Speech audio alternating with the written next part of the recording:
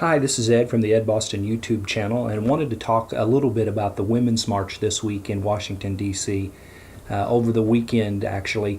And I wanted to try to understand, well, actually, I'll just say it right off. I don't understand what they were trying to prove.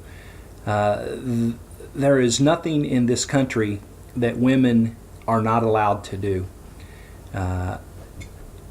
I would have understand this many, many decades ago when women didn't have the right to vote, that there was an unequal workforce, and you can debate over whether there's equal pay and things like that, but there's nothing that this present point in the history of America that says that women can't do whatever they put their minds to do. However, let's look at some of the pictures from Washington, D.C. this weekend, and we see that many of the things are just abominable. There you see if Mary had had an abortion, we wouldn't be in this mess. There is a vulgar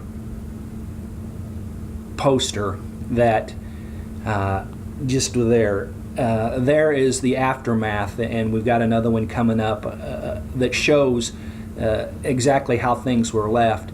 I can tell you, having been in a march in Washington, D.C., the Tea Party back several years ago had, it depends on who you listen to, upwards of several 100,000 people, to 1 million plus, to some people even said 2 million people. I don't know, I don't estimate crowds, but I can tell you that when we left the Tea Party, the place looked as good as it did when we got there. We didn't do garbage like this to make our point. People want to try to say that women of all different opinions had the ability to be there, and there are some still shots of pro-life women, but from the reports that I read, they weren't welcome. They made themselves welcome, and I applaud them for doing that. What I don't applaud is Madonna and what she had to say.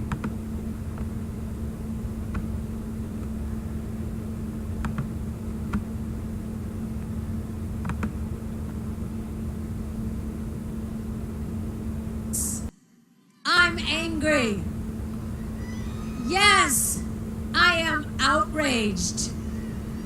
Yes, I have thought an awful lot about blowing up the White House. But I know that this won't change anything. We cannot fall into despair. As the poet W.H. Auden once wrote on the eve of World War II, we must love one another or die. I choose love. Are you with me? Say this with me. We choose love. We choose love. We choose love.